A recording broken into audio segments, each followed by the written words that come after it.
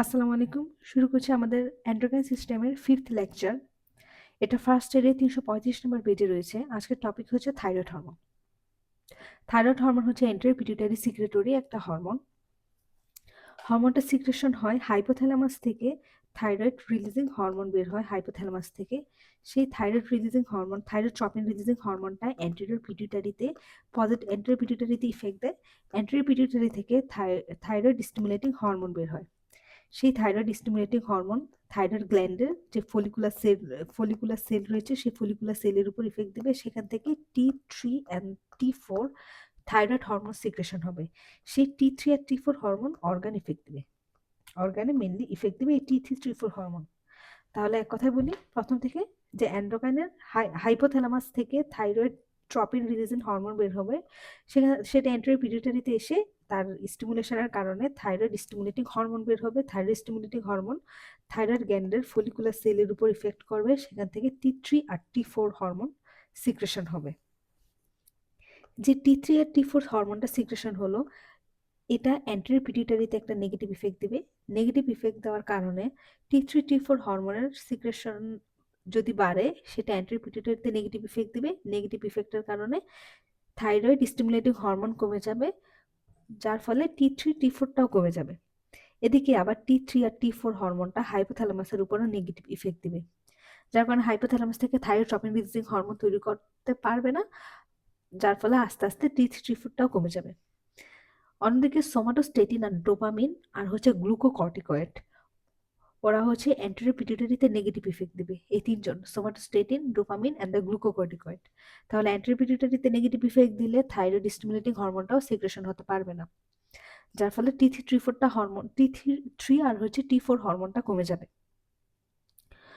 Thyroid stimulating immunoglobulin, যেটাকে thyroid stimulating immunoglobulin সংক্ষেপে প্রকাশ করা হয়, এই থাইরয়েড স্টিমুলেটিং ইমিউনোগ্লোবুলিন ফলিকুলার সেলের উপর পজিটিভ ইফেক্ট দিবে। পজিটিভ ইফেক্ট মানে কি, T3 T4 এর হরমোন সিক্রেশনটাকে বাড়াই দিবে, অর্থাৎ থাইরয়েড হরমোন সিক্রেশন বাড়াই দেয় থাইরয়েড স্টিমুলেটিং ইমিউনোগ্লোবুলিন।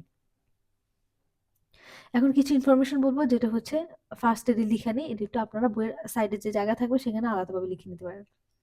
যে thyroid hormone, thyroid follicular cell, thyroid হরমোনের মধ্যে দুই ধরনের সেল রয়েছে।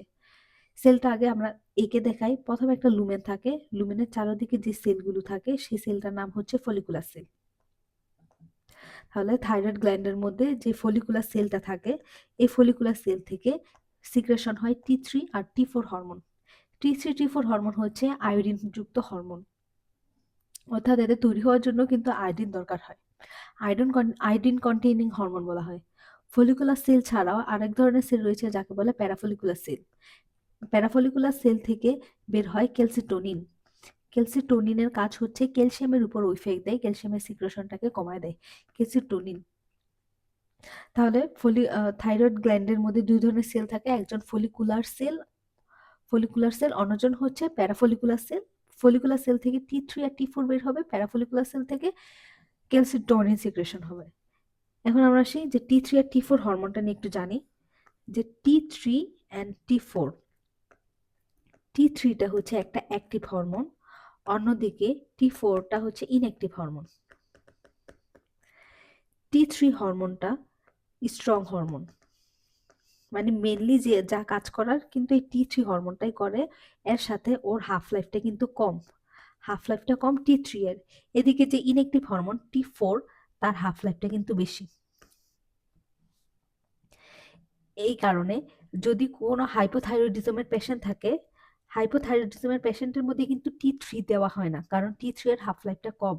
হাইপোথাইরয়েড পেশেন্টের জন্য T4 দেওয়া হয়। T4 এর একটা ফর্ম রয়েছে লিভোথাইরোক্সিন। লিভোথাইরোক্সিন দেওয়া হয় হাইপোথাইরয়েড পেশেন্টের ক্ষেত্রে। কেন দেওয়া হয়? কারণ ওর হাফ লাইফটা হচ্ছে বেশি, এজন্য T4টা দেওয়া হয় হাইপোথাইরয়েডিজমের পেশেন্টের ক্ষেত্রে। T3 আর T4 এর আরেকটা বৈশিষ্ট্য বলি, যে T3 কিন্তু T4 এ কনভার্ট হতে পারে না, কিন্তু T4 can convert into T3। T4 inactive form, সেটা কিন্তু শরীরের প্রয়োজন অনুযায়ী T3 তে কনভার্ট হতে পারে। T3 তৈরি করার সাথে সাথে ও কিন্তু আরেকটা জিনিস তৈরি করে, তার নাম হচ্ছে রিভার্স T3। রিভার্স T3 এমনিতে হচ্ছে কোনো কাজ নেই, ইনঅ্যাক্টিভ বা নন ফাংশনাল, কিন্তু একটা কাজ আছে যেটা আমরা সামনে গিয়ে প্যাথোলজিতে পড়বো। তাহলে T4 থেকে T3 আর হচ্ছে রিভার্স T3 তৈরি হবে। এখন আমরা আসি ফলিকুলার সেলটাকে, এই যে আমাদের ফলিকুলার সেলটা যে আঁকলাম এটা আরেকটু অন্যভাবে আঁকি, যে একটা একটা লুমেন থাকবে। আচ্ছা, আমরা এটা এই জিনিসটা আমরা একটু নিচে বুঝি, চারটা।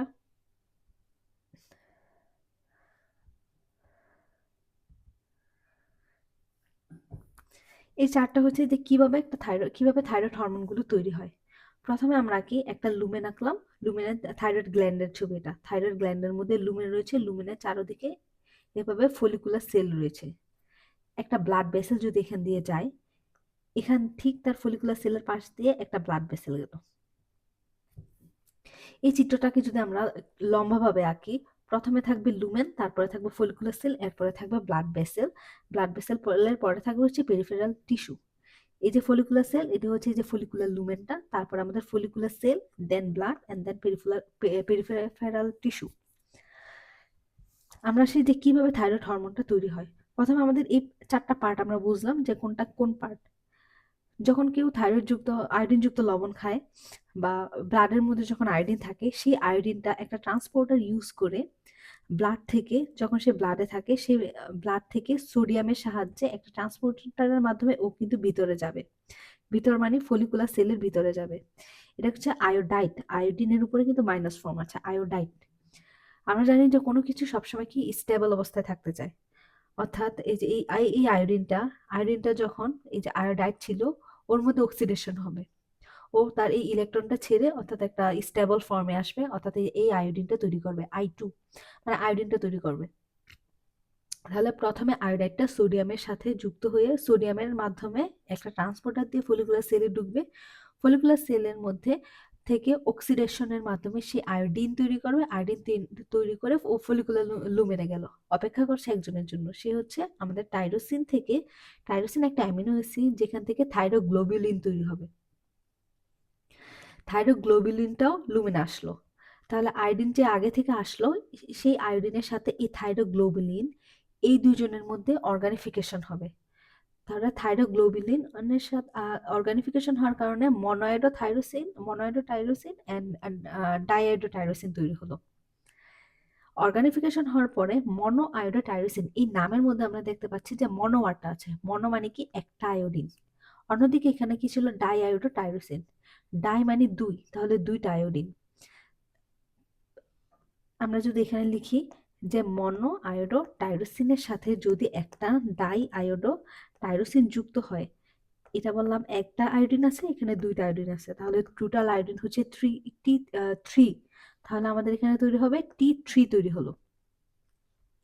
অন্যদিকে দুইটা ডাই আয়োডো টাইরোসিন,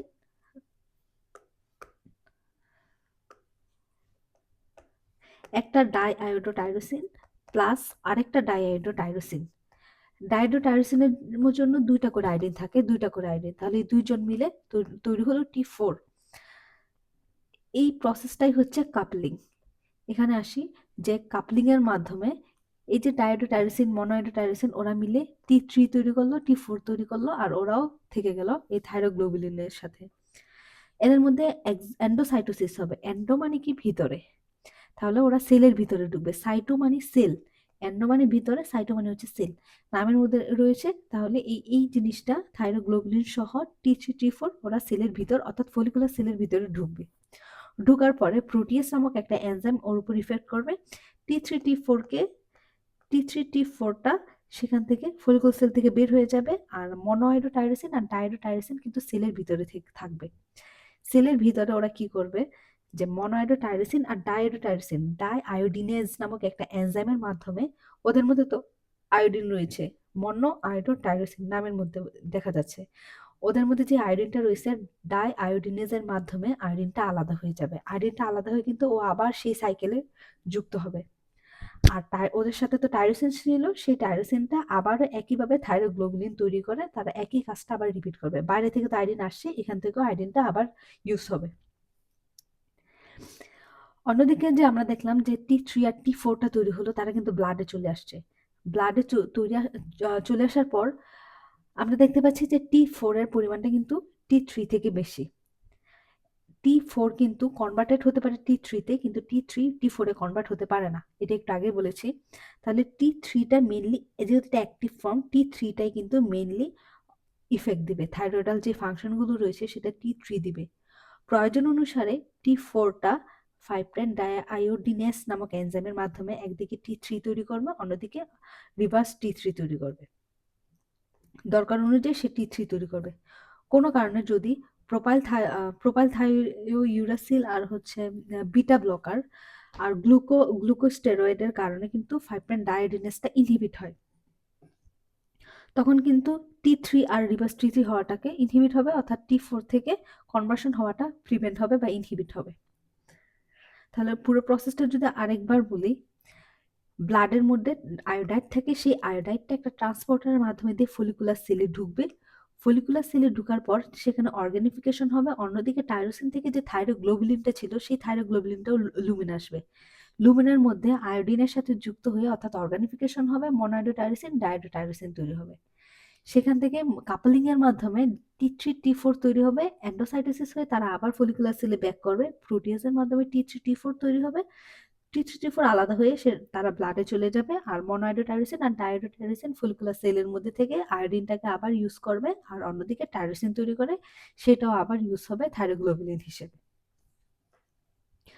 এরপরে এই প্রসেসটা হওয়ার জন্য দুইটা এনজাইম খুবই কাজ করলো। সেই এনজাইম দুইটা কি? একজন হচ্ছে যে থাইরয়েড পারঅক্সিডেশন আর কাপলিং, এই তিনটা প্রসেসের মধ্যে কিন্তু ওরা কাজ করছে কি থাইরয়েড পারঅক্সিডেস। কোনো কারণে যদি থাইরয়েড পারঅক্সিডেসটাকে ইনহিবিট করা যায়, তাহলে কি থাইরয়েডের T3 T4 অর্থাৎ থাইরয়েড হরমোন সিক্রেশন বাড়বে নাকি কমবে?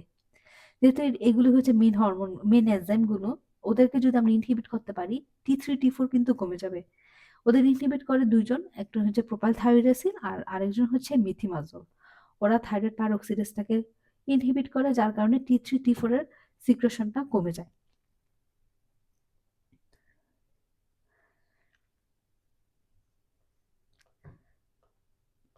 এরপরে কিছু প্রপার্টিস রয়েছে, আমরা বইয়ের মধ্যে কিছু ফাংশন দেওয়া রয়েছে, 7টা ফাংশন, যেটা আমরা 7B নিয়ে 7B বলা হয়। 7B দিয়ে আমরা বুঝবো যে থাইরয়েড হরমোন কি কি ফাংশন করে। প্রথমত যে ব্রেন ম্যাচুরেশন, ব্রেনের ম্যাচুরেশন করতে কিন্তু T3 T4 হরমোন দরকার হয়। অন্যদিকে বোন গ্রোথ অর্থাৎ গ্রোথ করার জন্য যে হরমোনটা লাগে হচ্ছে গ্রোথ হরমোন আর হচ্ছে ইনসুলিন লাইক গ্রোথ ফ্যাক্টর। আমরা গ্রোথ হরমোনের ক্লাসে বলেছি এটার কাজ হচ্ছে গ্রোথ হরমোনেরই মতো, শুধু ওর হাফ লাইফটা হচ্ছে বেশি, ওর হাফ লাইফটা গ্রোথ হরমোন থেকে বেশি। বোন গ্রোথ করে গ্রোথ হরমোন। T3 একটা হরমোন যার গ্রোথ হরমোনের উপর একটা পারমিসিভ ইফেক্ট রয়েছে। পারমিসিভ ইফেক্ট মানে কারো উপর কোনো কাজের যদি প্রেশার থাকে, অর্থাৎ বাবা বাবা যদি বলে যে এই কাজটা করো করো করো বললে কিন্তু সেই কাজটা বেশি হয়, সেটা হচ্ছে পারমিসিভ অ্যাকশন। তাহলে T3 একটা হরমোন যেটা হচ্ছে গ্রোথ হরমোনের বাবা। তো T3 হরমোন গ্রোথ হরমোনের বাবা, যে একটা লাঠি নিয়ে দাঁড়ায় আছে, ওকে বলছে যে কাজ করো। তাহলে T3 এর উপস্থিতির কারণে গ্রোথ হরমোনের কাজটা বেড়ে যাবে, সিনার্জিস্টিক ইফেক্ট হবে, বোন গ্রোথ হবে। এদিকে বিটা অ্যাড্রেনার্জিক ইফেক্টের কারণে আমরা জানি হার্টের মধ্যে একটা রিসেপ্টর থাকে, হার্ট লাভ শেপ। তাহলে ওর মধ্যে কোন রিসেপ্টর থাকে আর কোন রিসেপ্টর থাকে, সেটা হচ্ছে এই যে লাভ শেপই একটা রিসেপ্টর, ওর নাম হচ্ছে বিটা রিসেপ্টর। হার্ট একটা থাকে, এজন্য বিটা 1 রিসেপ্টর থাকে হার্টে।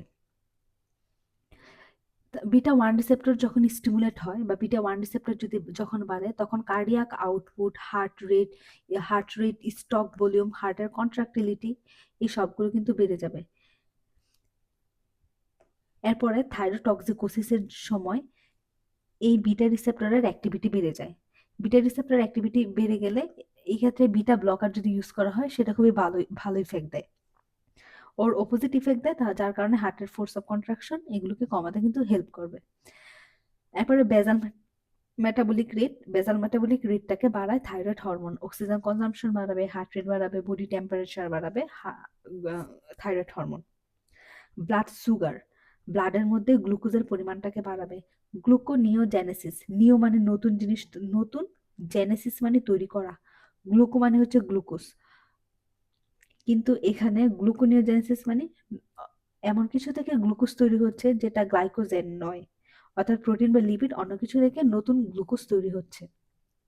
গ্লাইকোজেনোলাইসিস, গ্লাইকোজেনকে ভেঙে গ্লুকোজ তৈরি হচ্ছে। তাহলে ব্লাড গ্লুকোজ লেভেলটা বাড়বে। Breakdown of the lipid, lipolysis হবে। Stimulation of the synthesis of the surfactant in case of the baby, surfactant secretion বেবিতে বাড়াবে। সারফ্যাক্টেন্ট সিক্রেশন না হলে লাং কিন্তু কোলাপস হয়ে যেত, বেবিতে রেসপিরেটরি ডিস্ট্রেস সিনড্রোম ডেভেলপ করতো। সো থাইরয়েডের খুবই গুরুত্বপূর্ণ ফাংশন রয়েছে আমাদের দেহে। এরপরে বইয়ে দুইটা লাইন রয়েছে যে thyroid binding globulin, thyroid binding গ্লোবুলিনটা বাড়বে প্রেগনেন্সির ক্ষেত্রে, আর হচ্ছে ওরাল কন্ট্রাসেপটিভ পিল ইউজের ক্ষেত্রে বাড়বে থাইরয়েড বাইন্ডিং গ্লোবুলিন। আর থাইরয়েড বাইন্ডিং গ্লোবুলিনটা কমে হচ্ছে স্টেরয়েড ইউজের জন্য, আর হচ্ছে নেফ্রোটিক সিনড্রোম। নেফ্রোটিক সিনড্রোমের সময় থাইরয়েড বাইন্ডিং গ্লোবুলিনটা কমবে। নেফ্রোটিক নেফ্রোটিক এটা একটা সিনড্রোম যেখানে প্রোটিন লস হয়, কিডনি দিয়ে অনেক পরিমাণ প্রোটিন লস হয়। তাহলে থাইরয়েড বাইন্ডিং গ্লোবুলিন ও কিন্তু নিজেও একটা প্রোটিন, তাহলে এই ডিজিজের জন্য সময় এই থাইরয়েড বাইন্ডিং গ্লোবুলিনটা কমে যাবে। বই একটা যখন এক্সেসিভ খুব বেশি পরিমাণে আয়োডিন থাকে, এই চার্ট অনুযায়ী, চার্টের দিকে যদি আমরা তাকাই, যে আয়োডিন বাড়লে কিন্তু T3 T4 বাড়ার কথা, কিন্তু আয়োডিন যখন খুবই বেশি পরিমাণে বেড়ে যায়, এক্সেস আয়োডিন কিন্তু টেম্পোরারিলি অফ করে দেয় থাইরয়েড পারঅক্সিডেজকে। আয়োডিন যদি কোনো কারণে খুব বেশি পরিমাণে বেড়ে যায়, তখন থাইরয়েড পারঅক্সিডেজকে কিন্তু টেম্পোরারিলি তারা ইনহিবিট করে দেয়, যার কারণে T3 T4 তৈরি হতে পারে না। এটাকে বলে উলফ চেকঅফ ইফেক্ট। উলফ চেকঅফ ইফেক্ট, এটা বইয়ের মধ্যে লেখা আছে, এটা আপনারা দেখে নেবেন। উলফ চেকঅফ ইফেক্ট, যার কারণে এক্সেসিভ আয়োডিন টেম্পোরারিলি থাইরয়েড পারঅক্সিডেজটাকে ইনহিবিট করে দেয়। এন্ডোক্রাইন সিস্টেম এবং অন্যান্য সিস্টেমের সকল ক্লাস পেতে আপনারা হোয়াটসঅ্যাপ পেড রেকর্ডের ক্লাস পেতে আপনারা এই নাম্বারে টেক্সট দিতে পারেন। আর ক্লাসটা যদি ভালো লেগে থাকে কারোর সাথে শেয়ার করবেন যারা ইউসিএমএল প্রিপারেশন নিচ্ছে। ধন্যবাদ সবাইকে এতক্ষণ ধৈর্য ধরে ক্লাসটা দেখার জন্য।